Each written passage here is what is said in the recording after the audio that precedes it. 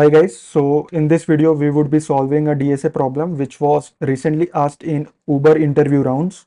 So the question says that we have an array of integers as the input and we need to find the maximum value of this for all the rotations of array, right? So let me first explain you the rotations over here. So see, this is the original array and the rotation in this problem is nothing but we have to move all the elements on the left by 1. So 3 will come over here, 1 will come over here, 2 will come over here and 8 will come over here. So this is one rotation.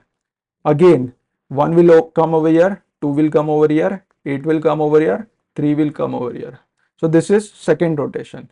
So this is how we are performing different rotations. And for each rotation, we have to check the value for this. This is nothing but summation of all the I into A of I. So 8 into 0 plus 3 into 1 plus 1 into 2 plus 2 into 3. So the summation of this is nothing but 11. So for rotation 0, the sum value is 11. Similarly, we have to calculate the sum value for each rotation and return the maximum among those, which is 29, right? So this is what problem is asking. Given an array, you need to find the maximum value of I into A of I among all the possible rotations. So which is 29 in this test case. Right. I hope you understood the question. Now let's try to at least come up with a brute force solution. Then probably we can try to optimize it. So we have different rotations like 0, first, second, third. So I have to go through all those rotations one by one. And for each rotation, I have to iterate the array to calculate the sum value. And once the sum value is calculated, in order to go from rotation 0 to rotation 1, I mean the array would look something like this after rotation 0. Okay. After performing one rotation, our array would look something like this. So we have to perform a rotation as well after each step. So let's check out the pseudocode for this brute force solution. So we are going through all the rotations and for each rotation, we are calculating the sum and trying to maximize that sum value. And once it is done, we are performing the rotation on the array so that I get the new array on which I can perform new sum. Okay. And how am I finding the rotation? So I am storing this value 8 in some variable like this and then moving all the elements on the left by 1 like this and finally bringing this 8 to the last position. So this is how I am rotating the array.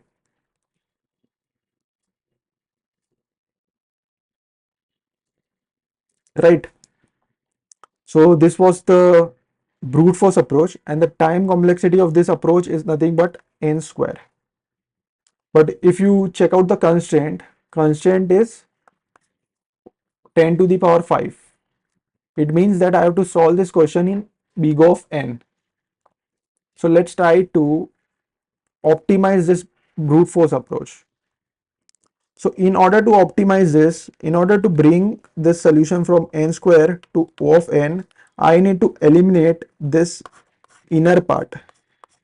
The first part is calculating the sum and the second part is uh, performing the rotation.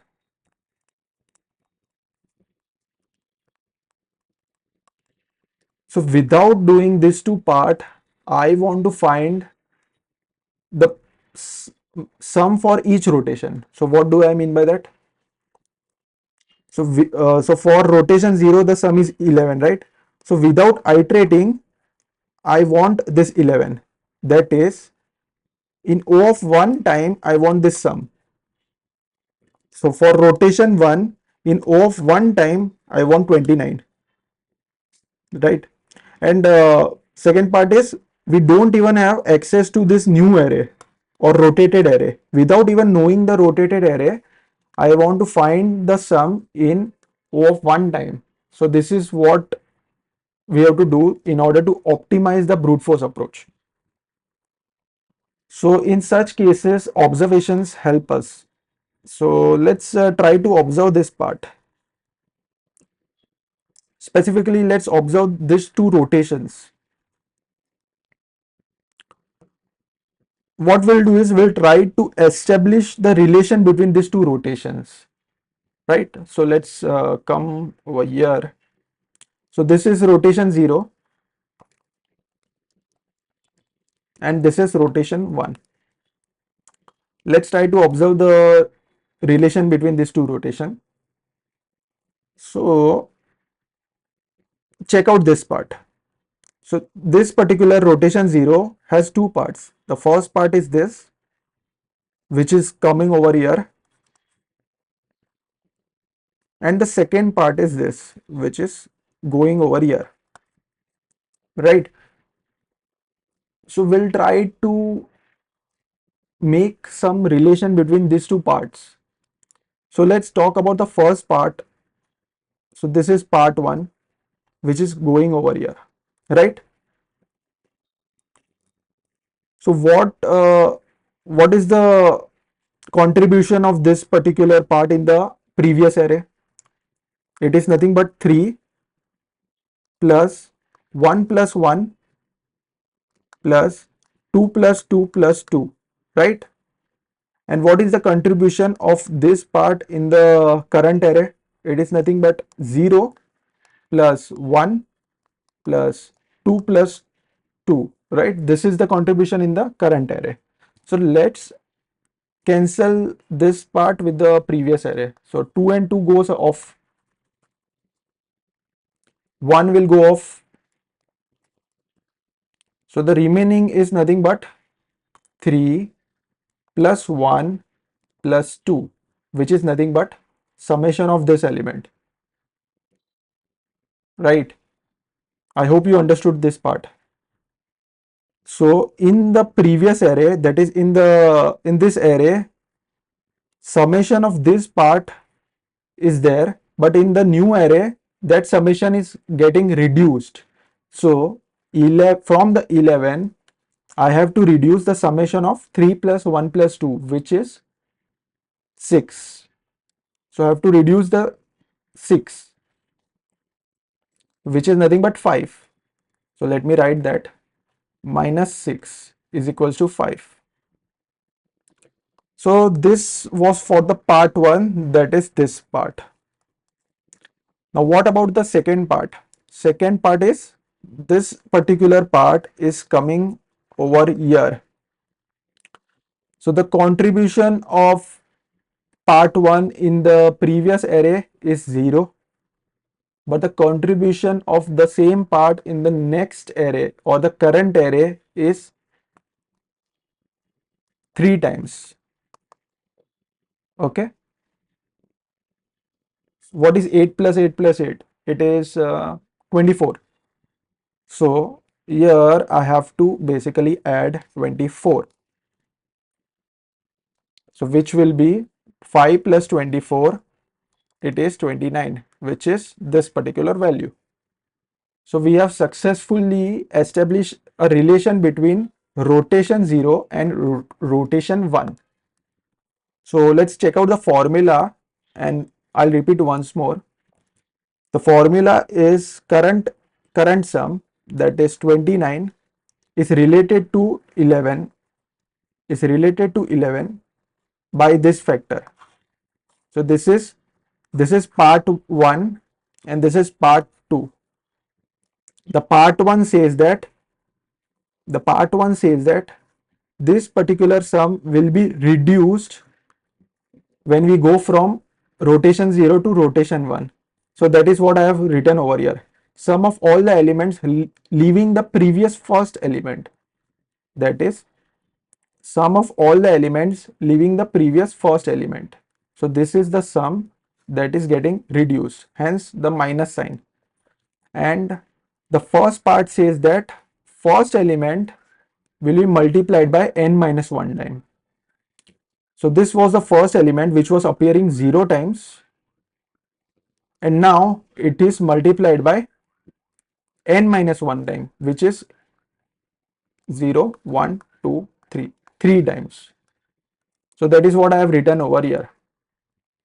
So the current sum is nothing but previous sum minus sum of all the elements leaving the previous first element in plus first element into n minus 1. So we have successfully established the relation between rotation 1 and the rotation 2. So similarly, if there is rotation, let's say 3, then I can easily calculate the sum for that rotation using the previous rotation sum, right? So this was the approach for this problem. Let's check out the code. So I have taken the same array as the input over here, that is 8, 3, 1, 2, and the function max sum among all the rotations is what I have defined over here. It takes this array as the input. So firstly, I am calculating the total sum of all the elements, okay, and I am also pre-calculating the previous sum. So what I am doing is